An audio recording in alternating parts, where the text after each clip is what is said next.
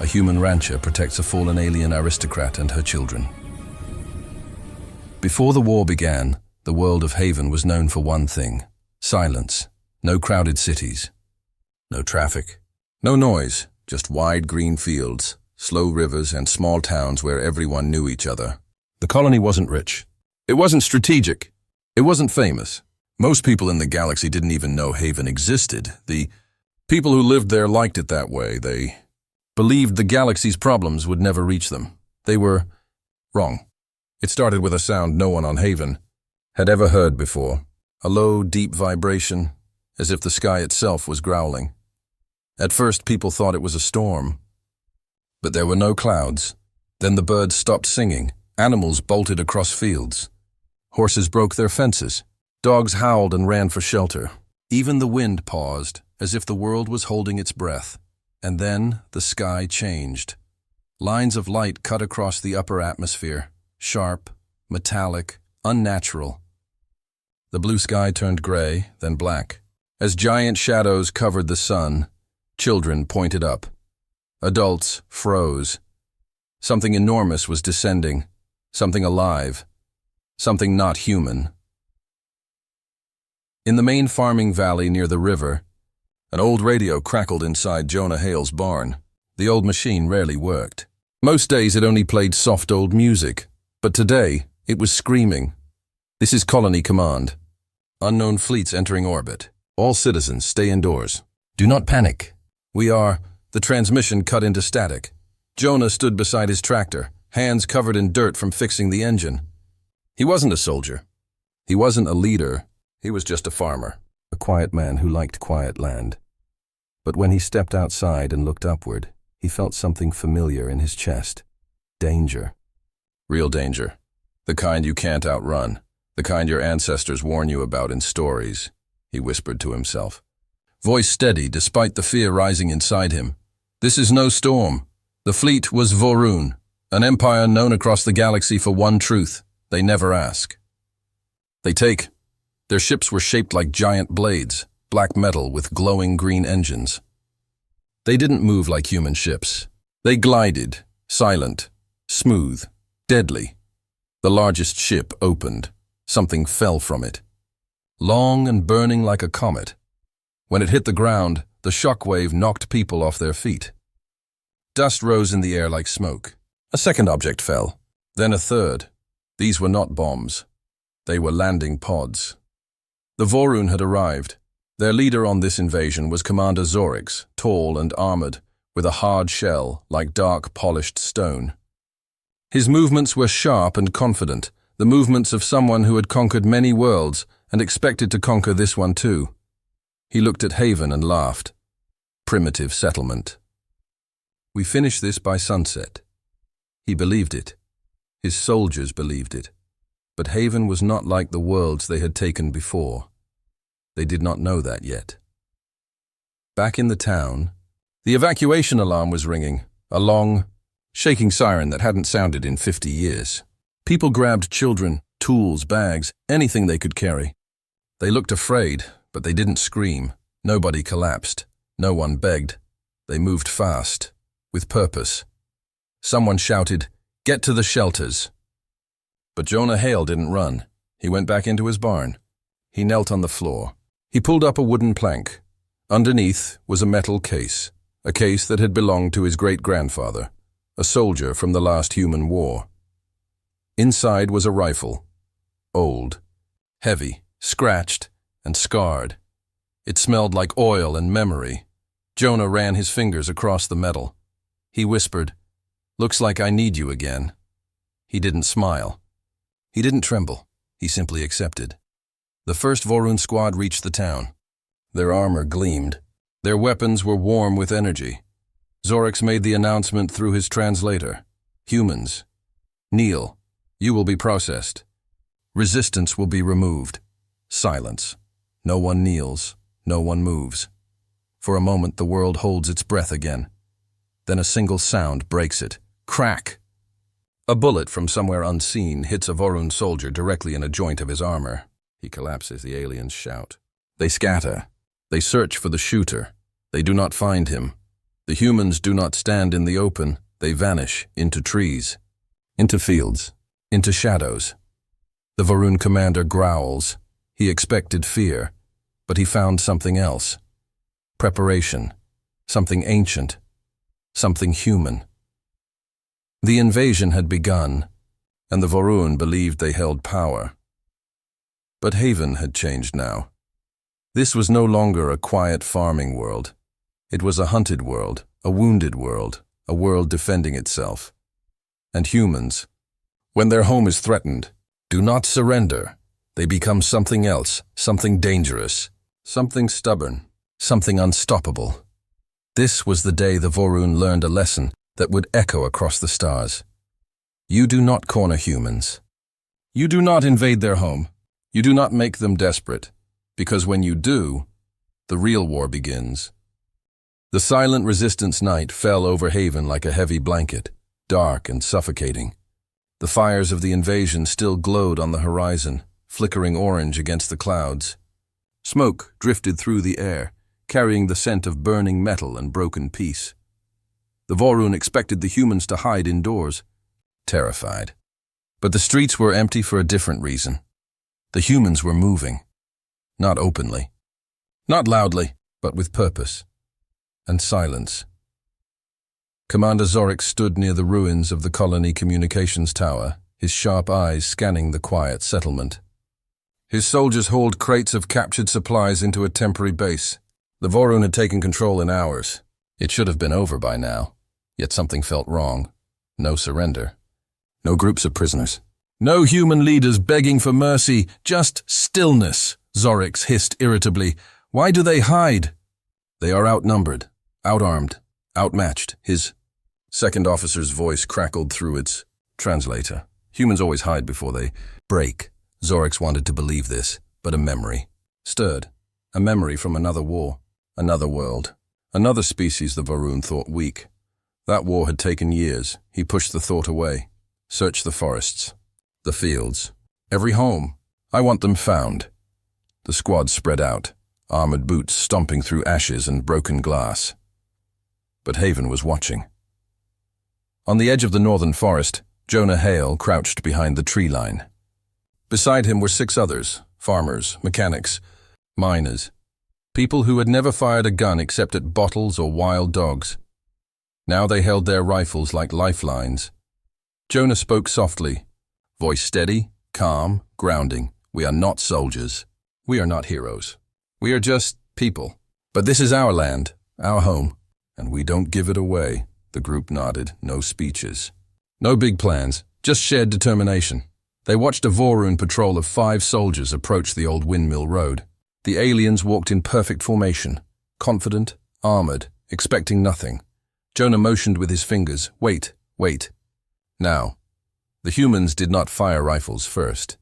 They cut the rope, a heavy log trap, built from lumber. Jonah had been saving for a barn, swung from the trees and hit the first 2 Varun soldiers with crushing force. Their armor cracked like ceramic plate. Before the remaining 3 could react, Jonah and his group opened fire. Short bursts, controlled shots, no panic. They didn't need to win the fight.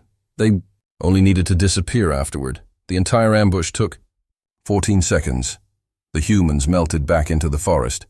Shadows among shadows by the time the Varun reinforcements arrived, the bodies were gone, dragged into the undergrowth. Only footprints remained, and those ended at streams, where water washed them away.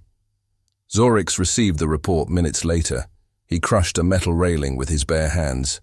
They are not prey. They are hunting us. Not all resistance was in the wilderness. In the ruins of Haven City's hospital, 2 teenage siblings, Lena and Sam Hale, Jonah's children, worked with survivors. Their hands shook, but they did not run. Lena stitched wounds. Sam boiled water and cleaned tools. Neither had medical training, but the doctors were gone, taken or dead. So now the young worked like the old. The inexperienced learned fast. There was no choice. The wounded whispered in fear. Will the Varun destroy us? Lena's answer was always the same. She looked them in the eyes, voice quiet but firm. Only if we stop fighting. And something in her tone, something so steady for someone so young, made the wounded believe her. This was how revolutions start, not with banners, with belief.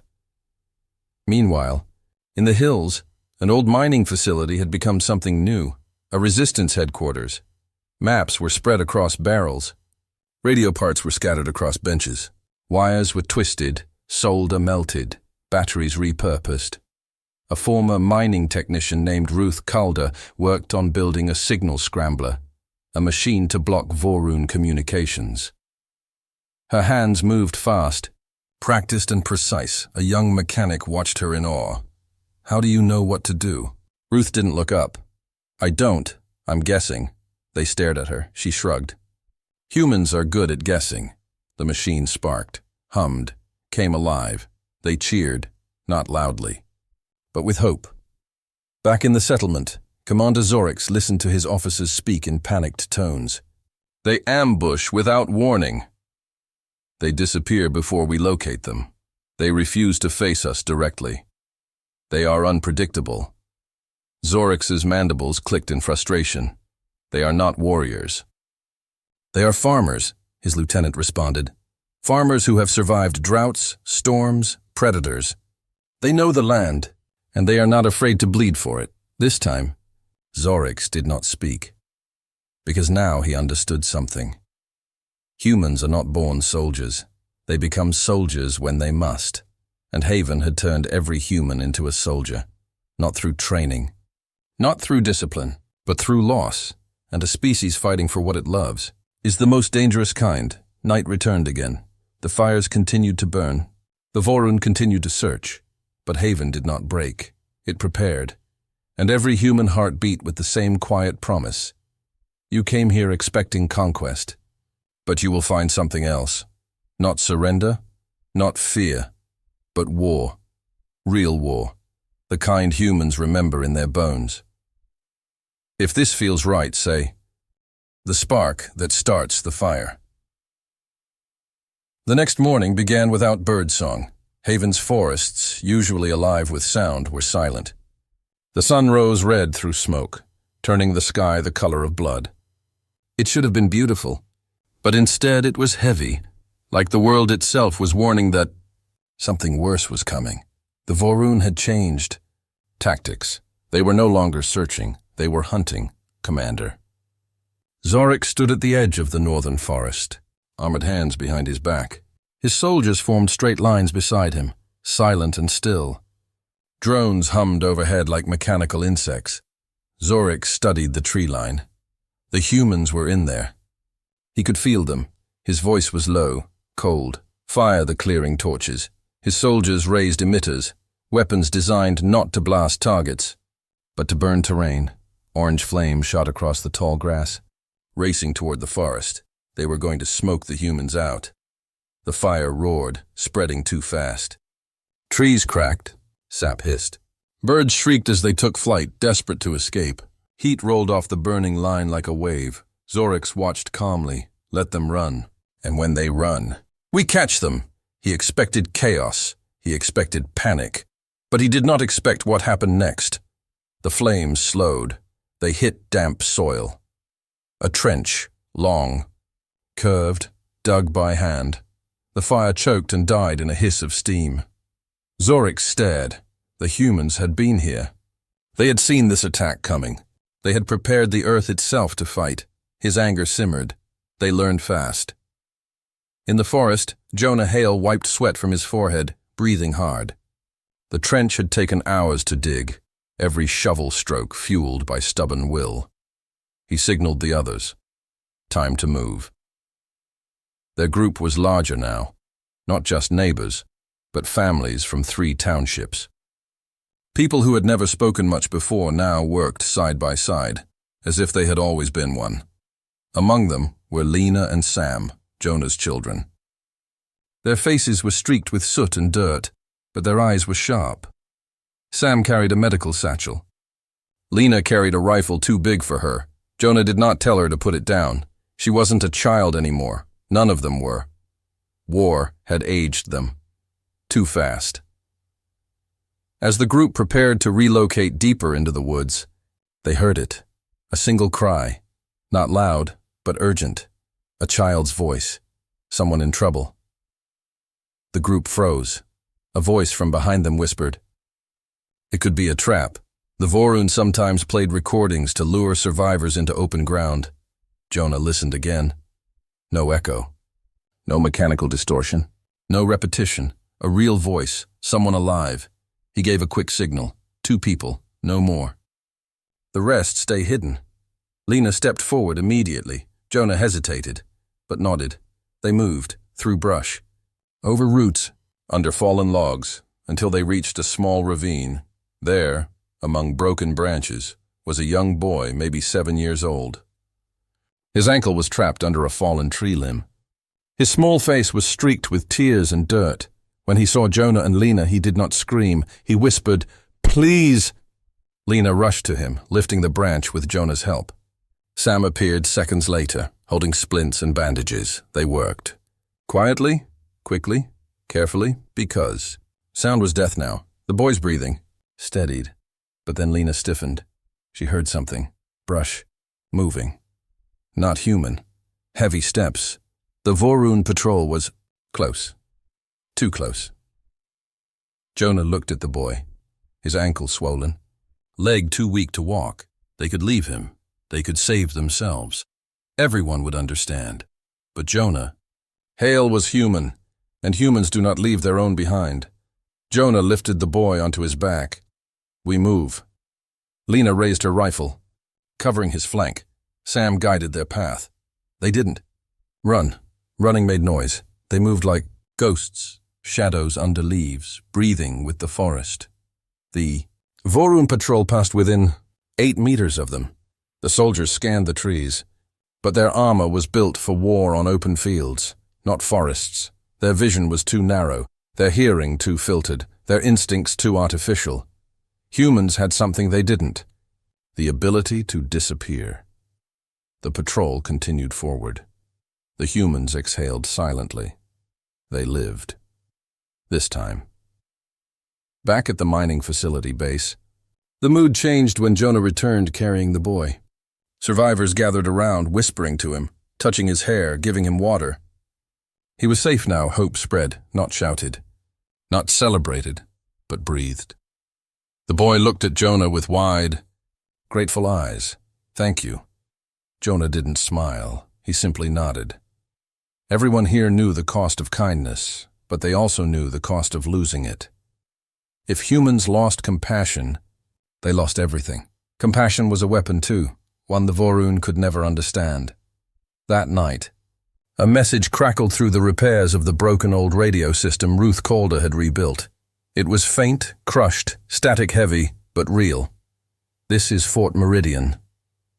Resistance confirmed. Reinforcements inbound. Hold out. Help is coming. People stopped moving, stopped breathing. For the first time since the sky burned. Haven believed not only in survival, but in victory. Jonah looked at his children. Lena's eyes were fire. Sam's hands were steady. The boy they saved slept peacefully. Nearby, and Jonah whispered a promise, not to anyone else, but to himself. We will not just endure this. We will fight. Because once humans stop being afraid, the enemy should start. The turning point. The message from Fort Meridian changed everything. Before, the people of Haven were only trying to stay alive. Now they had a reason to hold on. Now they had a chance. But hope is a dangerous thing, because hope can turn fear into fire. The Vorun noticed the change first. Their patrols no longer moved confidently. They walked slower now, formation tight, heads turning often. The forest felt alive around them, not just with danger, but with intention. They were being watched. Commander Zorik studied the map table inside his field base, claws tapping the metal surface. He had conquered 12 worlds. He knew when a battle was shifting, and here, on this insignificant farming colony, the shift had begun. The humans are uniting, he said quietly. They are coordinating. Someone is leading them. His officers exchanged uneasy looks. Zorik's voice dropped lower. Kill their leaders. Break their heart. The body will fall. The order was given. Vorun hunter squads moved into the forests. They did not know the humans were waiting. In the old mining tunnels of Ridge Hollow, the resistance prepared for their first organized strike. The tunnels were cold and damp, lit only by old lanterns and handheld lamps. The air smelled of earth and metal. Water dripped from the ceiling in quiet, steady rhythms. The tunnels were safe, or at least safer than anywhere above. Jonah Hale stood with Ruth Calder, Lena, Sam, and dozens of others. They were tired, hungry, scarred. But there was something new in their eyes. Purpose. Ruth unrolled a hand-drawn map on a crate. The Vorun supply crawler moves every dawn, she explained. Slow, heavy, heavily armored. But it must cross the Stonebridge Pass. Jonah nodded.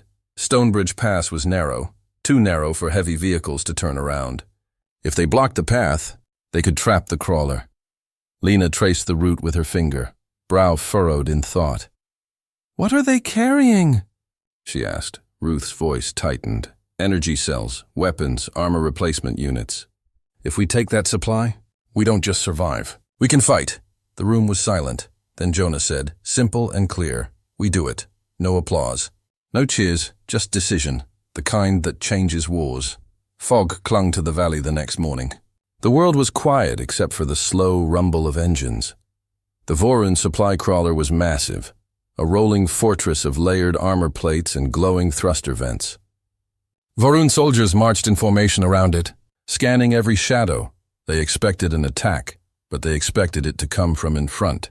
Instead, Lena, Sam, and 3 others climbed above them, hidden high in the cliffs. They used ropes handmade from old farm netting.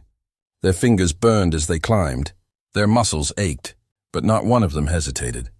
Above the pass, Jonah and Ruth waited with the final piece of the plan. An old mining charge, the kind used to break stone, big enough to break anything. Jonah looked at Ruth. Ruth looked at Jonah. No words needed. They pulled the igniter wire. The explosion wasn't loud, not the dramatic blast of war movies. It was deep, a heavy sound that cracked the earth itself. The cliffside shifted, and then the mountain moved. Boulders and stone crashed down into the pass, sealing it at both ends. Dust exploded upward like smoke from a dragon's lungs. The Vorun soldiers shouted, scrambling into defensive formations. Too late. The humans were already moving. Lena and Sam slid down the cliff on loose gravel, landing behind the crawler. Jonah and Ruth emerged from behind trees. Farmers, miners, and hunters appeared from the mist like shadows forming into people. The Vorun, trapped and surrounded, raised their weapons. Zorix's second-in-command barked, "You cannot win!" "You are farmers." Jonah stepped forward, rifle steady. Not anymore. The humans fired first, not wild. Not panicked, controlled, precise. They had learned. They had adapted. They had become soldiers. The Vorun formations broke. Their armor, meant for heavy battlefields, was too slow for close combat. Their training, built on intimidation and shock, failed against people who refused to be afraid. One Vorun soldier swung at Lena, but she ducked and drove her knife under his plating, exactly where her father had taught her. Sam dragged a wounded ally to cover, hands moving fast, calm. Sure, Jonah and Ruth moved like they had fought together for years, but they had not. War simply forges bonds fast, faster than friendship, faster than blood, faster than fear. When the smoke cleared, the crawl was theirs. The humans stood panting, bruised, shaking, but alive. The Vorun? Not so lucky. Lena stared at the captured supply crates glowing faintly in the fog. Energy cells, weapon components, medical gel, armor plating, everything the resistance needed to stop surviving and start fighting back. Sam whispered, "We can do this," and everyone realized it was true. This was the moment the war changed, not on a battlefield, not in a grand speech, not in a victory parade, but on a quiet mountain road where ordinary people decided we refused to be prey, and the galaxy would remember this day as the one when Haven stopped falling and started rising. The human counterstrike. The Vorun war banners once flew over Haven's towns like black wings. But now, one of those banners lay trampled in the dirt, stained with oil and dust, torn apart by rough human hands. The supply crawler victory had changed everything. The humans were no longer only surviving. They were planning. They were responding. They were striking back. Inside the old mining tunnels, the resistance base buzzed with new life. The captured Vorun energy cells glowed blue-green in the lamplight. Humans gathered around them like villagers around a hearth fire in winter. Hope had weight now. Hope had shape. Hope had tools. Ruth Calder knelt at a workbench with sparks flying. She cut open a Vorun plasma rifle casing with a welding torch. Her hands were burnt and blistered, but her eyes burned brighter. Lena stood beside her, sorting wires, tools, and parts. Sam packed medicine into crates. Everywhere, ordinary people had become technicians, engineers, medics, fighters. Ruth muttered, mostly to herself, "Alien tech runs on principles different from ours, but everything with a trigger can be learned." Lena asked softly, "Can we make more?" Ruth smiled, tired but fierce. "We're not just making weapons, we're learning how they think. And if humans understood how the Vorun fought, then humans could learn how to beat them." Meanwhile, in a quiet corner of the tunnels, Jonah Hale sat with the rescued boy, Taryn. The child's leg was splinted but healing. His eyes held something that should never exist in a child, understanding of loss. Taryn spoke in a small voice, "My village is gone." Jonah nodded, not sugarcoating truth. "Mine too." The boy swallowed. "Then why do we fight? Why not run?" Jonah placed a steady hand on his shoulder. "Because running means losing everything. Fighting means there's still something to save." Taryn looked up at him, something lit behind his eyes. Not hatred. Not rage. But purpose. Commander Zorix felt the shift as well.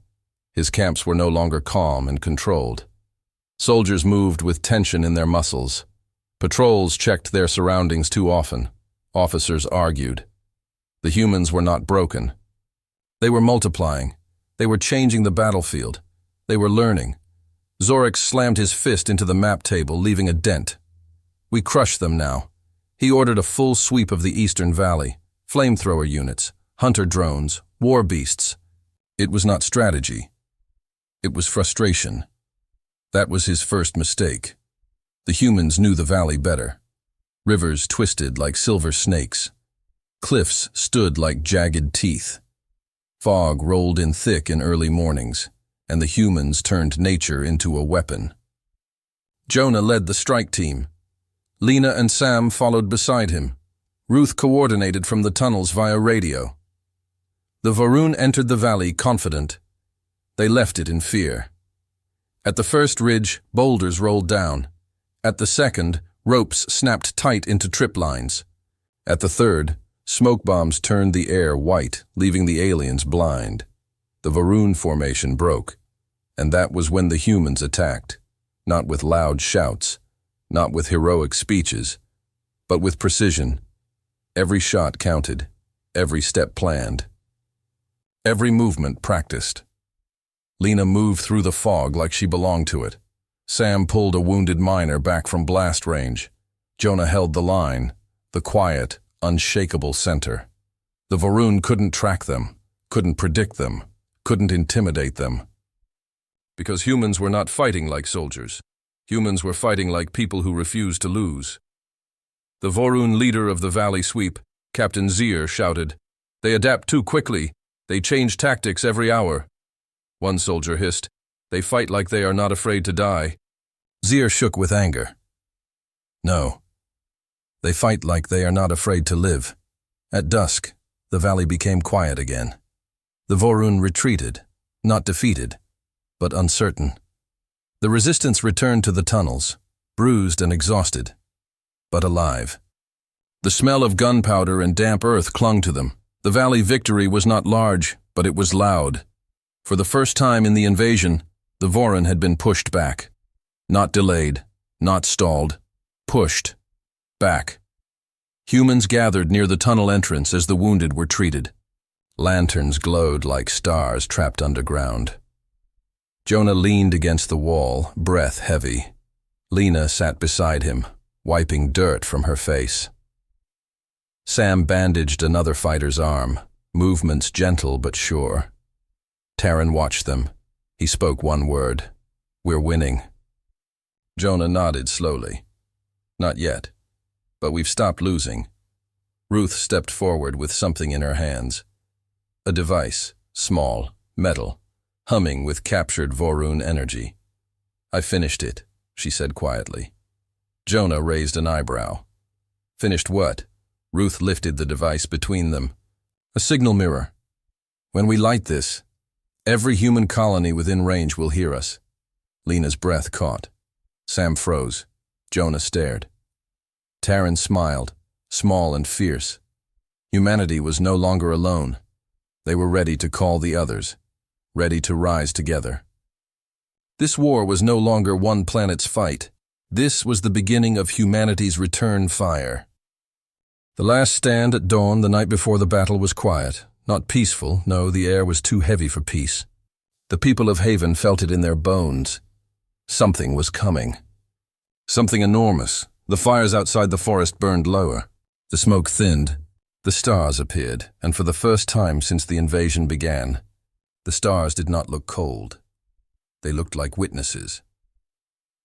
In the tunnels, Jonah Hale stood with Ruth, Lena, Sam, Taryn, and the others. No shouting, no speeches. Everyone understood what the next sunrise meant. The signal device, the beacon, was ready. Ruth held it in both hands.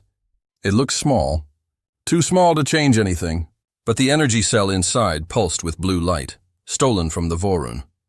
Rebuilt by human hands, she looked at Jonah. "When we turn this on, every Vorun unit will detect it." Jonah nodded. "And every human ship will hear it."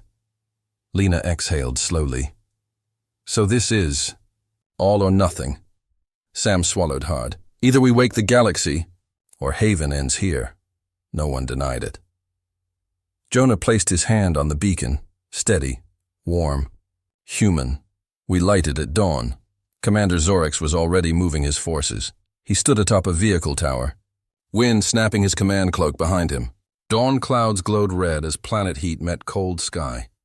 The Vorun army stretched across the plains like an iron river, war beasts. Troop carriers, flamethrower units, pulse cannons. Zorix raised his arm. "Today we finish the human spirit." He believed his own words. He had to. Dawn. The sky brightened from black to purple to red. Mist rolled in across grass fields. Dew clung to every leaf. The world felt like it was holding one last silent breath. Then, Jonah lifted the beacon. Ruth flipped the activation switch. The beacon ignited. A column of blue light shot into the sky. Straight up. Clean and bright. It cut through the clouds like a blade.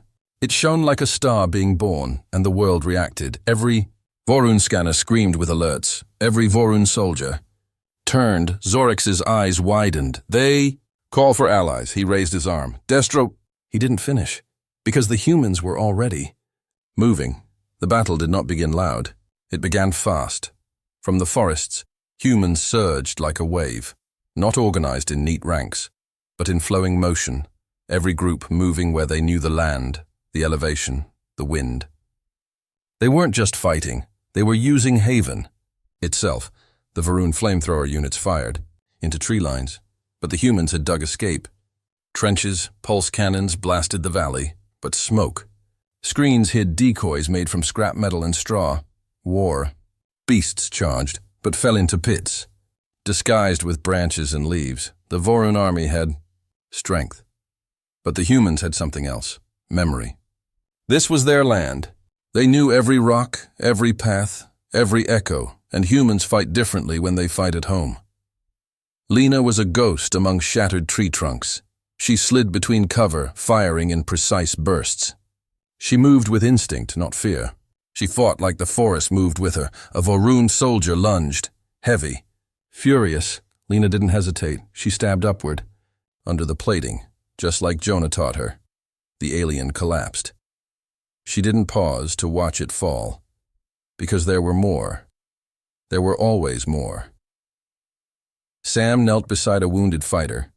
Pulse steady, voice calm. Stay with me. Breathe. You're not done. His hands were covered in blood. But his eyes were focused. He used bandages made from old tablecloths. IV tubing salvaged from broken hospital equipment. He worked like a surgeon. He became one that day. Ruth crouched behind a broken vehicle frame, wiring a stolen Vorun power pack to a detonator. Her fingers shook, not from fear, from speed. Jonah, now! Jonah yanked the fuse cord. Boom! A pulse cannon vehicle flipped on its side, exploding in a pillar of flame. The shockwave knocked several humans back, but when the dust settled, the path to the beacon hill was clear. Zorik saw what Jonah was doing. He charged, armor flashing, eyes burning. He did not fight like a commander. He fought like someone whose pride had been attacked. He slammed into Jonah, claws scraping dirt, stones, bone. Jonah blocked the strike with the butt of his rifle. Wood cracked, skin tore. Blood hit the ground like rainfall. Zorix hissed, "You are nothing." Jonah, voice steady, "I am human." They slammed together again. Zorix was stronger. Jonah was unbreakable. He didn't need to win. He needed to hold just a little longer. Above them, in the sky, something began to answer the beacon. Small glimmers, points of light, growing brighter. Lena looked up mid-breath. Sam looked up mid-bandage. Ruth looked up mid-reload. Taryn gasped. Across the sky, ships dropped out of hyperspace. Not one, not two. A fleet, human ships. Old, dented, scarred, but alive and armed. Someone on the battlefield whispered. They heard us, and the Vorun army finally understood. Haven wasn't defending itself. Humanity was arriving. The battle wasn't ending. It was beginning. We don't run. The human fleet tore through the clouds like falling stars. Engines roared. Hulls burned red from atmospheric entry. Some ships were old gunships from forgotten wars. Some were civilian haulers carrying welded armor plates. Some were just cargo transports with turrets bolted on. But they were all human, and they came fast. The Vorun army, so confident hours before, looked up and saw something they had never faced before. Not power, not numbers, but everyone. Every human ship that had heard the beacon, every colony, every distant outpost, every forgotten settlement. They had all sent someone, because Haven did not call for help. Haven called for family.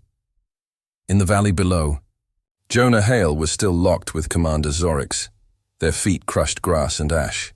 Their breath came hard. Their muscles shook. The world around them roared with battle, but they heard only each other. Zorix pushed Jonah to his knees. The alien's voice spit like venom. Your resistance ends here. Your world ends here. Jonah's hands trembled. Blood streaked his face. His vision blurred. But he did not fall, because he was not alone. Lena, covered in dust and smoke, sprinted toward them. Her heart hammered like a war drum, her voice cut through the chaos. "Dad!" Jonah didn't look back, he just smiled. A tired, small smile. The smile of someone who has already won, even if he dies. "Stay back." Lena, his voice was gentle. Zorix tightened his grip. "You fight for nothing." Jonah exhaled, slow, like letting go of fear. "I fight for home." At that exact moment, the first human assault dropships slammed into the battlefield. Their impact shook the ground. Dust shot upward. Doors blew open, and soldiers stepped out. Not elite troops, not genetically modified warriors, just humans, men, and women in patched armor pilots still wearing grease-stained jumpsuits, doctors with rifles slung over. Shoulders mechanics, miners, teachers, engineers, people, but people who had decided, people who had chosen to stand. The Vorun saw no weakness. They saw fire. The battle turned like a tide that had been waiting. Sam, kneeling beside the wounded, looked up as medical ships landed. Human medics rushed forward, shouting orders, moving with trained speed. For the first time, Sam was not the only healer. He wasn't alone. He whispered, voice trembling, "We made it." Ruth looked to the sky, her hands still gripping the beacon control panel. Tears streaked down her cheeks, leaving clean lines through soot. She didn't wipe them away. She let them fall, like the smoke and the dust and the old life burning. Off-Commander Zorix snarled and lifted his blade to strike Jonah down, but Lena was faster. She tackled Zorix from the side, blade in her hand, driving it under the plates behind his neck, where human eyes had seen weakness that Varun armor designers overlooked. Zorix fell, not with a scream, with disbelief. His eyes flickered. "You are farmers," Lena, breathing hard, answered. "Not anymore." Zorix's armor fell still. The commander of the Varun invasion was dead. The battlefield paused, just for a heartbeat. And in that heartbeat, the Varun realized the war was no longer winnable because they had not broken Haven. Haven had broken them. The retreat was not loud. No battle cries, no victory roars. The Varun simply withdrew, silent, stunned, defeated, as the human fleet encircled them from the sky, and the humans of Haven surrounded them from the earth. Human soldiers and colonists stood side by side, dirty, bloodied, exhausted, but standing. Later, when the smoke cleared and the wounded were cared for, Haven gathered on the hillside where the beacon still glowed faintly blue. The rescued boy, Taran, stood next to Jonah. His voice was small, but steady. "Are we safe now?" Jonah knelt, placing a gentle hand on his shoulder. "For now, and for tomorrow, because we don't run." Taran looked up. "Even when it hurts?" Jonah nodded. "Especially then." Lena wrapped an arm around Sam. Ruth leaned against the wall of the newly repaired shelter. Others sat in the grass, weapons at their sides, eyes turned toward the horizon, not afraid, not anymore, because something had changed forever. Haven was no longer just a farming colony. It was a symbol, a message carried across every radio. "Every ship, every frontier world. If you come for humans, you better understand what that means. We are slow to anger. We are late to war. We try peace first. We give chances. We negotiate, but once we stand, once we decide, once we fight, then understand humans don't break. Humans don't kneel. Humans don't run. Haven burned, but Haven lived, and the galaxy would remember this lesson. You messed with humans. Bad move. You thought we were weak. Now you know, we fight, we adapt. We survive, and when home is on the line, we win the end." If you enjoyed this video, like this video, subscribing, and clicking the bell icon to stay updated with fresh content every day.